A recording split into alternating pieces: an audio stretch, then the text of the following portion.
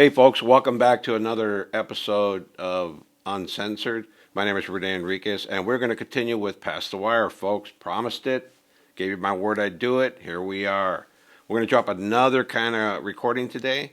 You're going to hear it. It's two different individuals, one who was a carnal and one who wasn't a carnal. We're talking about Lil One from MS-13 and Mosca from Primera, Mosca Rodriguez. So you're going to listen to this call, and they're going to mention a few names here, and I'll provide the graphics to who these individuals are. But it's all in English, and it should be pretty easy for you to interpret. But let's start that call now.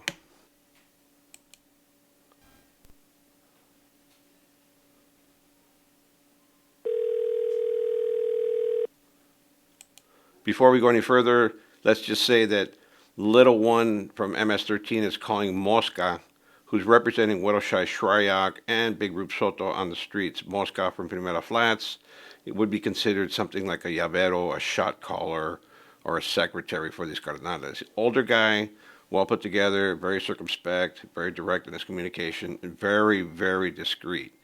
But you'll hear a little looseness here, nothing to the level of the calls you've heard before. And Lil One is incarcerated at Centinela during the time of this call.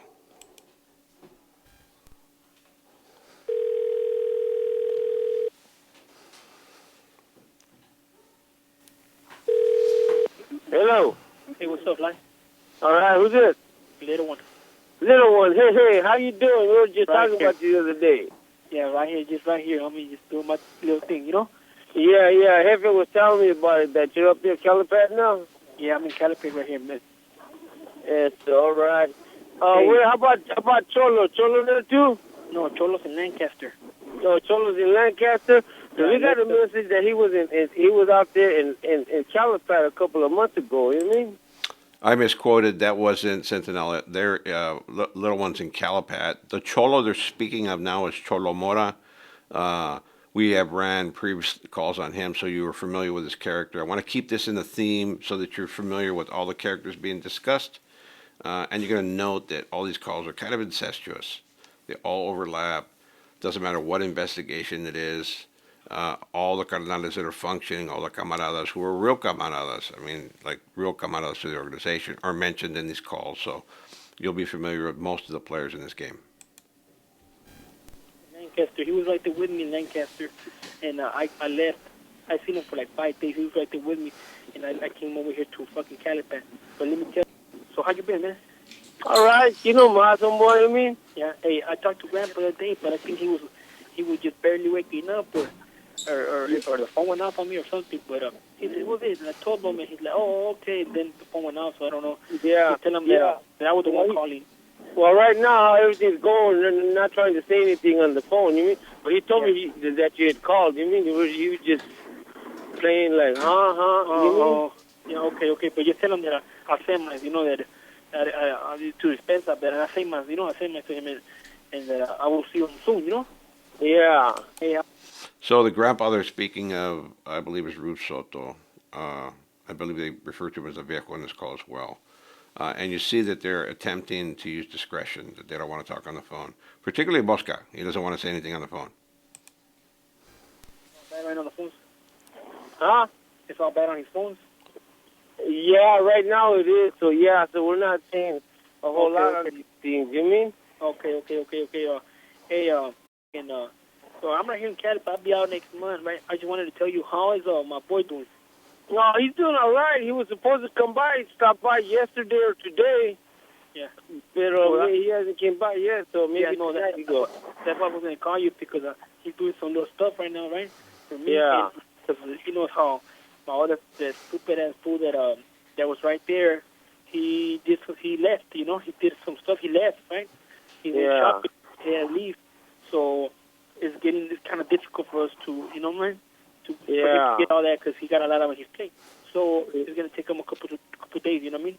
Yeah. So, but I'm helping him out myself right here by doing the calls, you know. But just tell him that it's just tell viejo que it's gonna be a couple 3 days, you know. Yeah, okay, that'll work. You know what I mean? Just because like I said, he got too much on it right now because the other fool left, you know. He went with his wife, so it's kind of hard right now.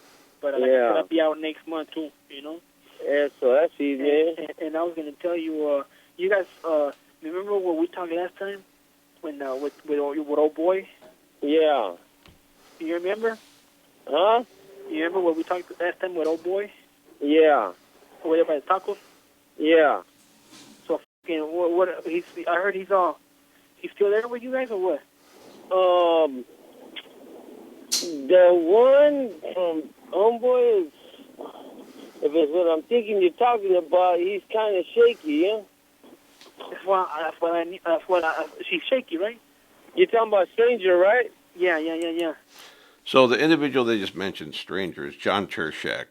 John Tershak is stranger from Rockwood.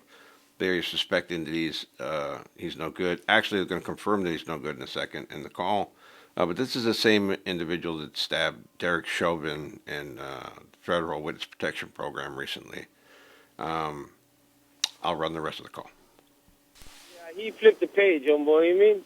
Okay, so that's what that's what I want to get at you before I got locked up, because I mean the things that what you remember we talked, that was I didn't agree with them, you know, but because it was coming from him, and I kind of knew him already the way he was conducted a couple of weeks before that, but I never had a chance to get at you personally, you know what I'm saying? Without him present. That's why I didn't express myself when he was there, because I had something to speak up, but I didn't want to do it in front of him, you know what I mean? Yeah. But I'm glad everything got situated, right? Everything's situated, right? Yeah, it all got us. Man, that was a shame, man, that he flipped the page like that. You know what I mean? I mean, but I just wanted to. I feel sorry because I wanted to get at you and tell you, look, man, this boy right here. You know what I mean? I don't want to talk in front of him. You know what I mean? Yeah. So I kind of knew some things, and I was like, man, he probably got it. Oh man, the opposite. You know what I'm saying? Yeah. He's going north, and we're supposed to go south. You know? And fucking. But I never had the chance to get at you personally about that because I was on my trip. But hopefully, I mean, I'm glad that, you know what I mean, you found out, you know what I mean, and things didn't get bad, you know what I'm saying? Yeah. Because, I know I have seen something from Cholo, you know?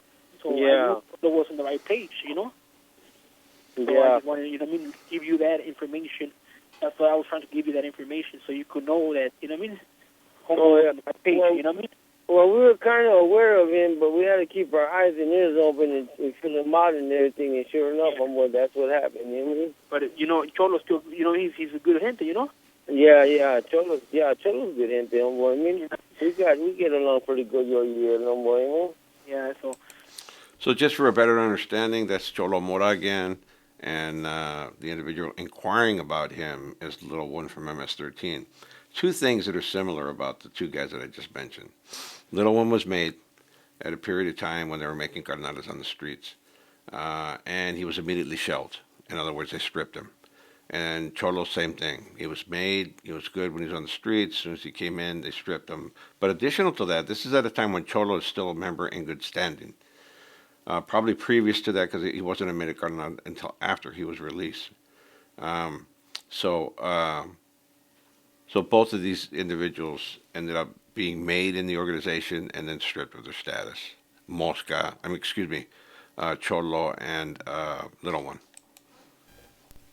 so with Speedy, he's out there right now. What? Yeah, he's all right. I heard get over he got there. locked up.